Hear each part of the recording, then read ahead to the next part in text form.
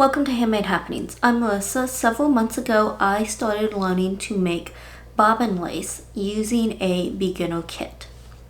And I detailed some of that in a previous video.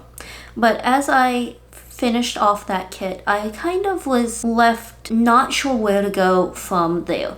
There have been some suggestions in the booklet for books to get to continue learning, but they aren't easily available and definitely not available at the library. And for that type of book, I do tend to prefer to read the book before I buy one, just so I know if the teaching style is one that I'm going to be able to follow and that it's really going to actually be helpful. So those options not really making sense, I had to stop and think, what did I really want to accomplish by learning bobbin lace aside from kind of a new skill and another hobby? And the thing that was always kind of at the back of my mind when I started this idea was to be able to make lace trim, preferably in a scale and style that I really liked, and kind of keep it as like an ongoing project where I just work on it when I had time, and whenever I needed lace for the bottom of a skirt or the edge of a sleeve, I would have it on hand and I could just, cut off what I needed and keep working on the project. And effectively eliminate or at least cut down on the amount of lace that I would need to buy. With that goal in mind, I began looking for a pattern. Now, this wasn't particularly easy for several reasons.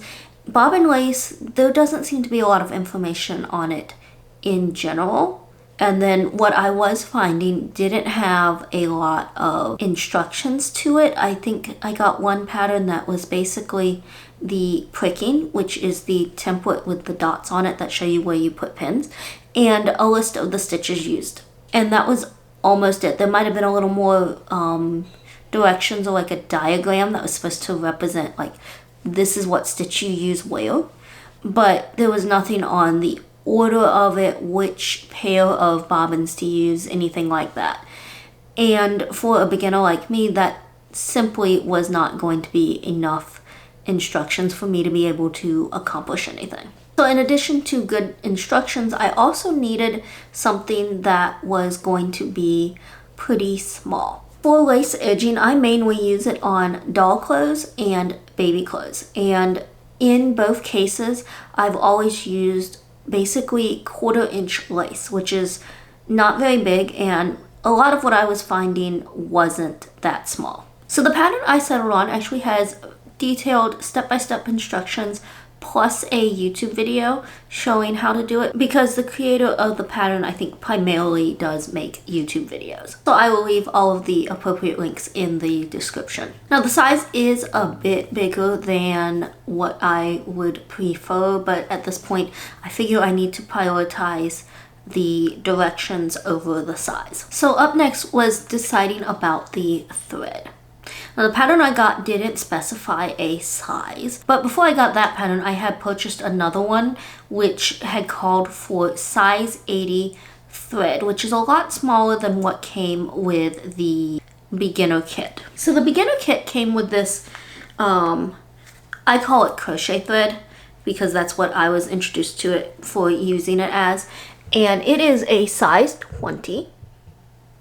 The way these threads, the sizing works is the bigger the number, the smaller the thread. And what I noticed with this is that for a lot of the samples that I was doing for that kit, especially the ones that had scalloped edges, it just seemed very dense and didn't have that delicate look to it. So what I'm going to use is this. It's the same thread, same brand and everything, but it is size 80.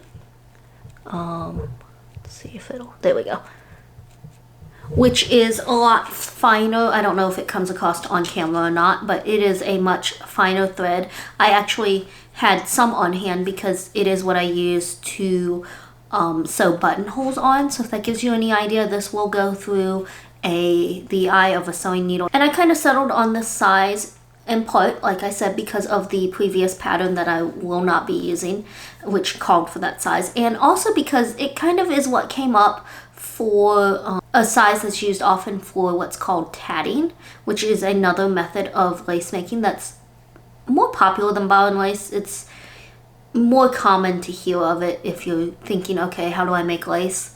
That was the first one I came across. And I usually see more patterns and stuff for tatting than I do for bobbin lace. But anyway, I believe had come up for that, and so it just made more sense to me to use that size. And as a bonus, if I decide that I don't like it and can't use it for that, I do already use it since I sew buttons on with it, so you know, I'll just have an awful lot of it if this doesn't work out. So the next step is to make up a sample of this pattern so that I can see, is it something that I can actually accomplish? And secondly, how it looks when it's finished as far as the size and all of that. This pattern uses 6 pairs of bobbins, and since I'm only working a sample here, I put 3 yards of thread on each pair with half going on either bobbin. And if you're wondering about the blue thread on the bobbins, I wrap that on because with such a small amount, I find that it tends to slip off. So having thread wrapped around the entire neck of the bobbin gives everything something to grip. So I've looked up my sample, and here it is. I haven't taken it off of the board yet because I just did this today, and if I remember correctly, it's best to kind of let everything sit and rest for a while so that it kind of, I guess, like sets almost. And so I have this on here, and as I was doing this, I was looking at it and thinking that this thread may be too thin for this pattern because it's just so far apart. It kind of looks like a spider web, and not in a good way. So I was thinking maybe I should go ahead and sample this also in the size 20 thread. And since I was going to leave this on here, I figured I'd better print off a second pattern piece to do that with. So I printed it off, and when I was printing it, I happened to notice my printer settings and change them. If you never looked at your printer settings, most printers automatically print on what's called fit to page. And especially for patterns, like sewing patterns and all, there's a reason that if you buy a PDF pattern, there's always like a little gauge or guide that says, you know, this line needs to be 1 inch. And usually in the directions it will say, make sure your printer is set to print to 100% scale or actual size. And evidently when I printed this original one, I did not do that. I just printed it as fit to page, and I got this pattern piece here that is like almost actually 1 inch wide. So when I was printing this other one, I changed the settings like I normally would for a pattern to print at actual size, and got this pattern, which let's compare it to that pattern. You might notice a size difference here. Not only is it shorter, but it's also narrower. So this pattern piece that I just printed is about somewhere between 1/2 and 3/4 of an inch, whereas the other one is, like I said, almost 1 inch. So having realized this, I think I am going to in fact be doing another sample of this, but instead of doing it again in size 20 thread, I am going to be doing it again in the size 80 thread, because I do suspect that this is what I was supposed to have. It's closer to the size that I was expecting this to be, as well as being smaller. I figure it will work better with the thread. I went ahead and took the first piece off, and it was more like 3/4 of an inch. For the second sample, I used the remaining thread from the first. I just tied the bobbins back together using the ends of the thread that were hanging off. And at this point, I thought I had the pattern figured out, but I did have to undo it at one point because I lost my place. When I finished, I compared the two pieces.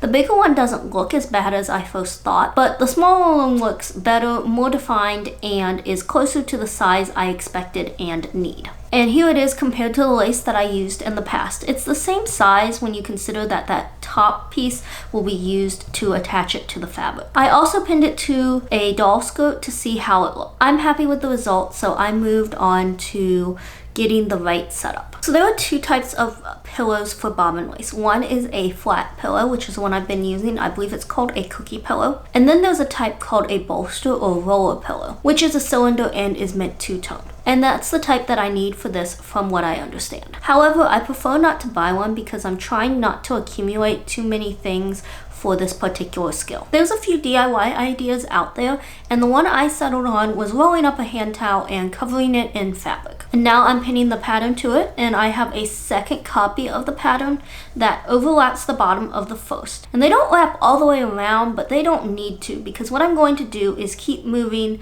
the first one to the bottom of the second one as I go. And later I did go back and cover these patterns with tape to help preserve them longer. Now I'm winding my bobbins. Since this is an ongoing project, I wanted to wind them pretty full, so I wound them individually and then tied them together to create the pairs. Finally, time to try this out. I started by using the pillow by itself with a weight in front to keep it in place, but I couldn't get the angle right. It just wouldn't sit right.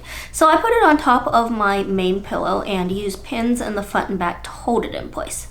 This worked for a while, but I still kind of didn't like it, so I ended up putting the rolling pillow back on the desk and putting a box in front for the bobbins to lay on. This seemed to work better and was a lot easier to move, and it kind of makes sense because it sort of is similar to how the roller pillows look, because the piece that rolls is very close to the flat surface. So I ended up making a base out of foam board that kind of mimicked this setup. Now, as you can see, as I work on this, I can turn the pillow to move the pattern up.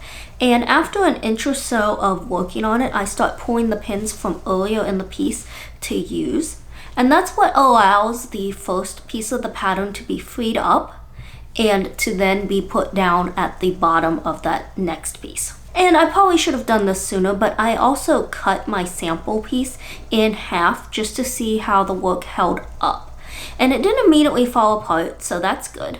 I'm sure if I picked at the edge, it would unravel, but it's not going to come apart if I don't immediately finish the edges, which was my concern. There we go. I have just created a never-ending project for myself to go along with all of my other projects. Thank you for watching, and I hope you'll join me next time for another handmade happening.